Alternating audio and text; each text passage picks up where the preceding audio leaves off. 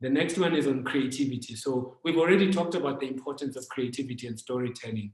There's a few things I want to talk about when it comes to creativity and storytelling, that you are in the business of creativity, you are in the business of storytelling. The universe is made of stories, not atoms.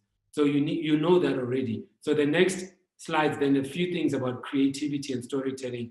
There's data that proves that the highest ROI, 50 to 80% of ROI is from the creative. So the creative matters. Now, to get the creative right, here are some of the things that you need to think about. The next. So you need to remember, this is something that as people who are in this industry, we forget this. Especially marketeers, clients are actually sensitive people. Creative people are fragile, sensitive souls.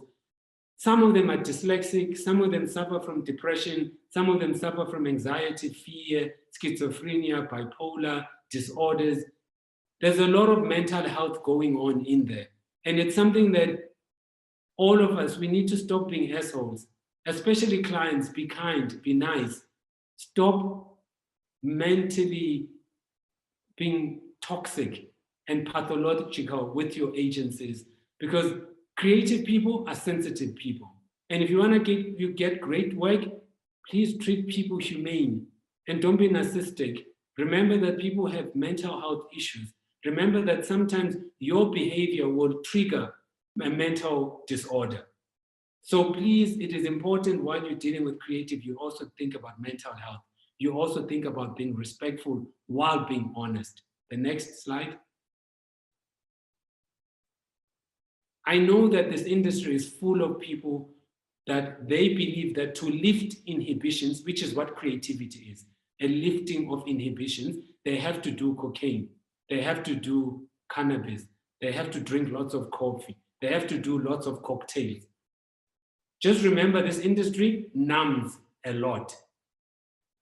And when you are being an asshole, you are driving people to numb even more. So you are responsible for also helping people with their mental health. I am not saying that these four things, cocktails, cocaine, coffee, cannabis, are the right things to lift inhibitions, but I see them a lot in this industry. I don't encourage them. There must be other ways to lift inhibitions than heavily relying on drugs. But I see it a lot in this industry, and I think it's something we need to talk about more. It's something that we need to openly talk about and discourage. Next slide. So someone asked me about brief writing. These are some of the things. I read a quote once that said, a creative brief is the most sacred of all sacred ed documents, because everything, the greater the brief, the greater the creative.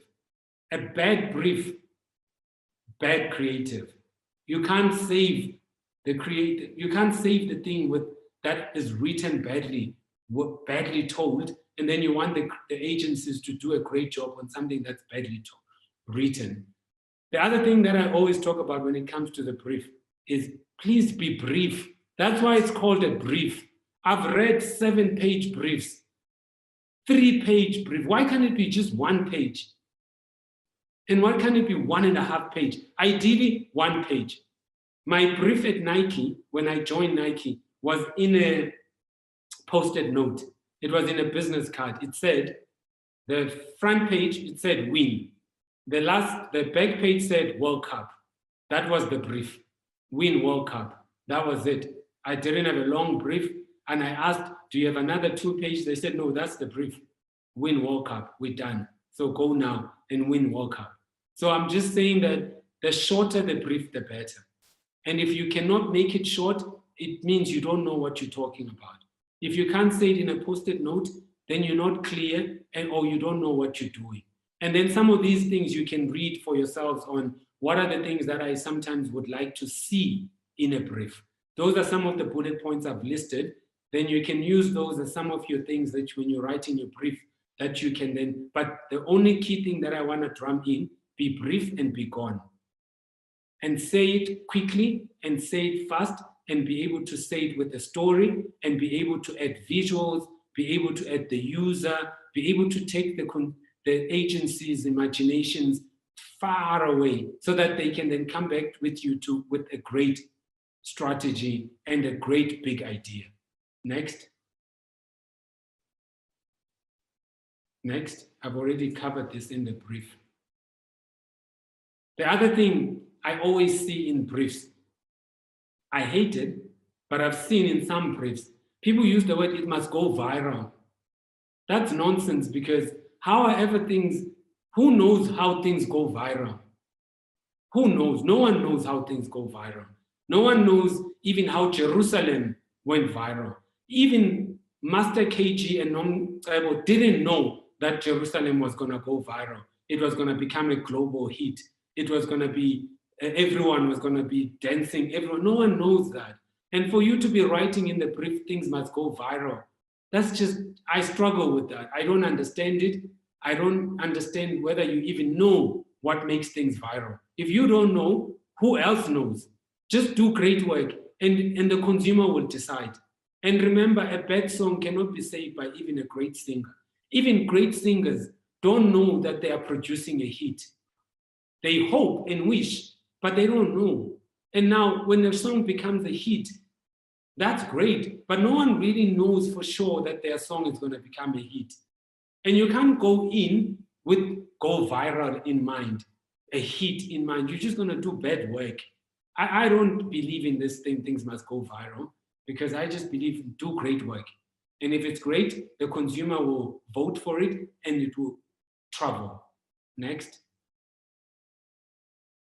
And also, please do remember, you still need to put some money in it. Even if it's a great creative, you still need reach, you still need frequency. You need to understand media. You need to understand media investment. You need to understand media ROI. So there's no point in just having a great creative that we don't see, we're not exposed to, and we're not exposed to 3 times, or we're not exposed to it effectively and efficiently. So media matters. It's not just a great creative, it's a great creative plus a strong media investment. Next slide. Sorry, Mzamo, just before we go on, similar to the digital marketing question, so for this context, where would one go? How would you go about learning about media and the various concepts within? Okay, the way I was lucky, I used to be head of media for Africa at Unilever, but even before then, what I did, I aligned myself with media agencies. I found a few people who could teach me about media. And I was lucky in that Unilever at my time, I don't know now, was truly a school, the University of Marketing. They had a module and a course on media. And we learned a lot about media. We learned a lot about what GRPs mean, what ARs mean, what shoulder time, prime time mean.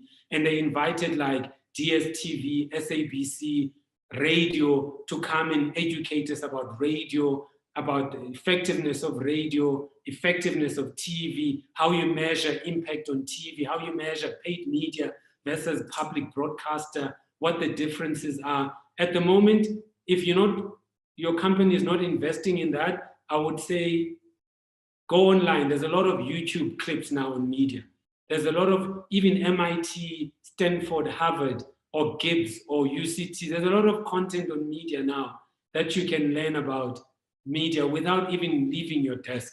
And then go and find people in OMD, ONM, all these companies and media shops, all of them that do media, and find people who can teach you there. Find a mentor and a coach. I found a mentor and coach, and I know a few people in the media agencies I can call and ask. Even in digital marketing, I know digital agencies, digital marketing, I learned that as well online. Same thing, I learn it online and I go find a coach, find a mentor to teach me about these subjects that I know very little about. Next. And remember, it's always paid media, owned media, and media. So you are always operating your creativity around what you pay for, what the consumer rewards you with, which is owned media, and then the media that you own, the media channels that you own, how you use them well, how you integrate them in your media planning, that also matters. Next. This is the stuff that I was talking about. For example, I was listening to YouTube video storytelling or video storytelling. the recommendation is that stop the old method of muscle memory from TV, where you lead in, you build up, you climax, then offer, then tara. Now you start high. If you watch a lot of the Netflix or HBO or all of them, they give away the series up front. You kind of have an idea what's going on, you know what's going to happen, then you take people through the unexpected shift, the multiple picks, then more the story evolves. But just brand upfront, the solution upfront. And the higher the brand visibility and the solution upfront, then you repeat it, the higher your brand recall will be, and the higher the persuasion will be. So stop telling stories the old way. The traditional story arc doesn't work anymore. So use the new way of telling stories. Next.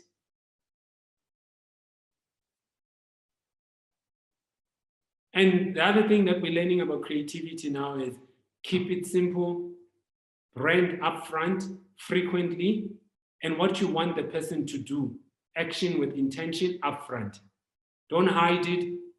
Remember, we don't have time to be decoding your brand. It can be a Morse code.